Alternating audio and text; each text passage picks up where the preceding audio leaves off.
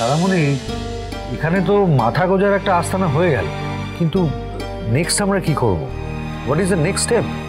আর এখানে তো সব কিছু নতুন করে তৈরি করতে হবে, আর রোজগারও তো করতে হবে আমাদেরকে, তাই না? কেন, বিজনেস? দেখো, বিজনেস ছাড়া আমাদের তিন পুরুষে কেউ কিছু করেনি, সুতরাং ওটাই করতে হবে। হ্যাঁ, ব্যবসাই শুরু করতে হবে আবার একদম শুরু থেকে নতুন করে, ঠিক যেভাবে দাদু নিউ ইয়র্কে শূন্য থেকে শুরু করেছিলেন, ঠিক সেইভাবে। বুঝলাম শুভ, কিন্তু নতুন করে ব্যবসা শুরু করতে গেলে বেশ অনেকটা ক্যাপিটাল লাগবে, একটা স্পেস লাগবে, একটা ওয়ার্কফোর্স লাগবে। এতটা সহজ নয় ব্যাপারটা।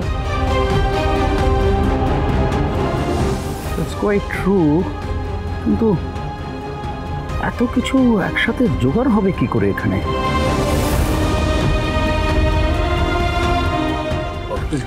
হ্যাঁ, এ কি দাদু, তুমি খাবার না খেয়ে কোথায় যাচ্ছ? আসছি। দাদু নাও, খাবার সময় আরও এই সমস্ত নিয়ে আলোচনা করো। একে সমস্ত কিছু ছেড়ে নিউ ইয়র্ক থেকে দেশে ফিরে আসতে হয়েছে, তার একটা ধাক্কা আছে। তারপর যতই হোক, এত বছর ধরে নিউ ইয়র্কে মানুষটা তো একাই ব্যবসাটা দাঁড় করিয়েছিলেন। চোখের সামনে সেগুলো শেষ হয়ে যেতে দেখে নিশ্চয়ই মনে মনে খুব কষ্ট পাচ্ছে। আই টোটালি এগ্রি উইথ বৌদি। এই সমস্ত নিয়ে এই সময় আলোচনা করার কি দরকার বলতো? যা হবার পরে দেখা যাবে রে বাবা। যাকে আমারও আর খেতে ভালো লাগছে না। আমাদেরও আর খাওয়ার ইচ্ছে নেই। শুভ, এনে ধর দেখি, দাও এগিয়ে দাও। দাদু, তুমি আগে বলো তো, তুমি কোথায় চলে গিয়েছিলে? তুমি না খেয়ে উঠে গেলে বলে কেউ খাচ্ছে না, দেখো তো কি অবস্থা। সবই আমাদের ভবিষ্যতে খাওয়াবে রে, সেই জন্যই কাগজগুলো নিয়ে এলাম। দেখ তোদের কাজে লাগবে কিনা। এগুলো তো কোনো জমির দলিল কাগজ বলে মনে হচ্ছে। হ্যাঁ, নদিয়ায় আমাদের যা জমি জায়গা আছে এগুলো হচ্ছে তার কাগজ, আমার শেষ সম্বল। এগুলো বিক্রি করে তোদের ব্যবসার টাকা পয়সা জোগাড় হয়ে যাবে, তোরা ব্যবসা শুরু করতে পারবি। সব কিছু তো এমনিতেই গেছে, এই জমিটুকুই আমাদের টাইটাই দিয়েছিস, এটাও কি যাবে নাকি? বাবা, ইউ আর জাস্ট ফ্যাব। একেবারে মাইন্ড ব্লোয়িং কাজ করেছো। সত্যি দাদু, তুমি কিন্তু দারুণ কাজ করেছো। হ্যাঁ, এটা দিয়ে কিন্তু আমাদের এনাফ ক্যাপিটাল জোগাড় হতে পারে। কি বলিস বল ভাই? You people are being ridiculous. ধরে নিলাম এখানে তোমরা একটা বিজনেস স্টার্ট করলে, সেই বিজনেসটা যে দাঁড়াবেই তার কি গ্যারান্টি আছে? এই রিমেনিং ল্যান্ডগুলো চলে গেলে আমরা তো পুরো ব্যাংকরাপ্ট হয়ে যাব। আমার মনে হয় না এই রিস্কটা আমাদের নেওয়া উচিত। এই না না, কি বলছো? তোমাদের কি কোনো আক্কেল নেই? এই সব জমিগুলো কি বেচে দেওয়া হবে? যা হচ্ছে ঠিক হচ্ছে। আচ্ছা, ব্যবসা চালু না হলে খাবেটা কি? টাকা আসবে কোথা থেকে? দেখছো এমনিতেই আমরা নিঃস্ব অবস্থায় আছি, এখন যে যার নিজের স্বার্থের কথা ভাববো। আরে বাবা, তবুও তো শুভ সবার ভবিষ্যতের কথা ভাবছে। ব্যবসাটা যদি একবার দাঁড় করাতে পারি তাহলে তো হয়ে গেল। ঠিক, শুভ তো আর নিজের জন্য ব্যবসা করছে না, এই ফ্যামিলিটাকে দাঁড় করানোর জন্য আবার নতুন করে ব্যবসা করতে চাইছে। ওকে তো আমাদের সাপোর্ট করতে হবে। শুভ, আমি তোর পাশে সব সময় আছি মা, তুই একদম চিন্তা করিস না। বাবা তোর হাতে জমির কাগজ তুলে দিয়ে একদম ঠিক কাজ করেছেন। জমি বিক্রির টাকা দিয়ে আমরা যদি আদি আর শুভর নেতৃত্বে নতুন করে একটা শুরু করতে পারি, তাহলে উপকারটা কার হবে? আমাদের সকলেরই তো। হ্যাঁ রূপস, আমরা তোমাকে একদম সাপোর্ট করছি। আর সিল, আমরা অলওয়েজ তোমার পাশে আছি। I agree. আমাদের এইখানে আবার ফ্যামিলি বিজনেসটা নতুন করে স্টার্ট করা উচিত।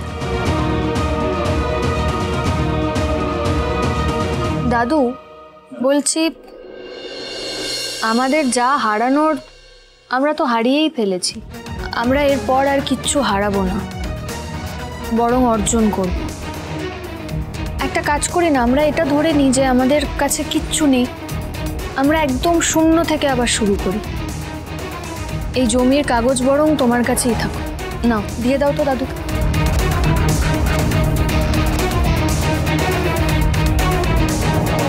বাট শুভ, ক্যাপিটাল কোথা থেকে আনবো আমরা?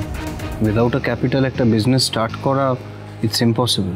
সব কিছু আছে, সব সেট আপ রেডি আছে, তোমরা সবাই ভুলে যাচ্ছ যে আমার নদিয়ার সমবায় সমিতি আছে, যেটাকে আমি নিজের হাতে দাঁড় করিয়ে আমেরিকা নিয়ে গিয়েছিলাম।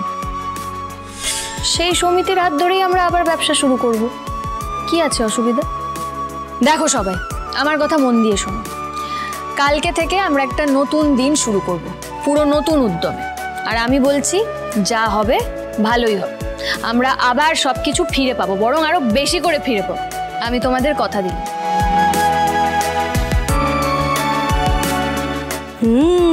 সবাইকে বেশি বেশি করে স্বপ্ন দেখাও। তুমি তো আর জানো না মোহনা তোমার ঠিক কি হাল করতে চলেছে শুভদি।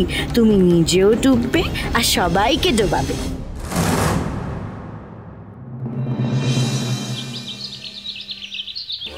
কিছুতেই মুড়িটা খাবো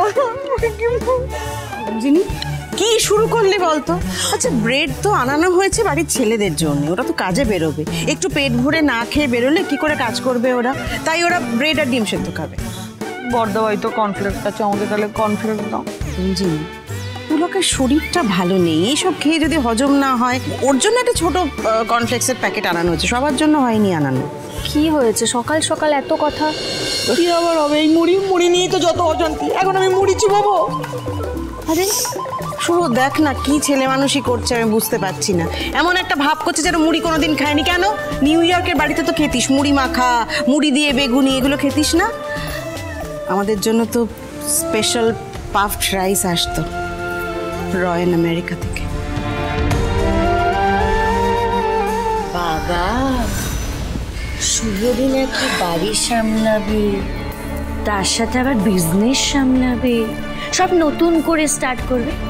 কত কিছুই তো শুনলাম। ব্রেকফাস্টে মুড়ি, দারুণ এক্সাম্পল কিন্তু সংসার সামলাবে।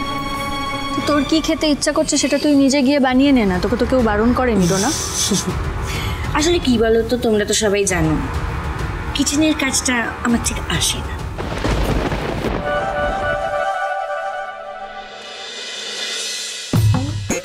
তাই বলে জগাল জগাল মুড়ি চিবাবো? আমি এখন কিছু বানাতে পারবো না গো, আমার ব্যবসার অনেক ফোন করতে হবে, অনেক কাজ আছে, আমি বেরোবো একটু। আজকের দিনটা ম্যানেজ করে নাও। কি করবে? যাও রান্নাঘরে গিয়ে ইয়ে করে নাও, রুটি করে নাও, আমি কালকে থেকে দেখবো প্লিজ। মানে আমি এখন রান্নাঘরে গিয়ে টাইটা দিয়ে জিজ্ঞেস করবো? না শুভ, তুই তুই তুই একটু করে দেন আমাদের জন্য, একটু রুটি। আজকে সময় নেই বললাম তো, বলছে পারবে না তো, তুই কটা রুটি একটু করে নে না, পারবি না? শুভ, বলছি আমি একটু কাজে বেরোচ্ছি, ব্যবসার ব্যাপারে একটা মিটিং আছে, দাদুরই পরিচিত। Hope everything works out well.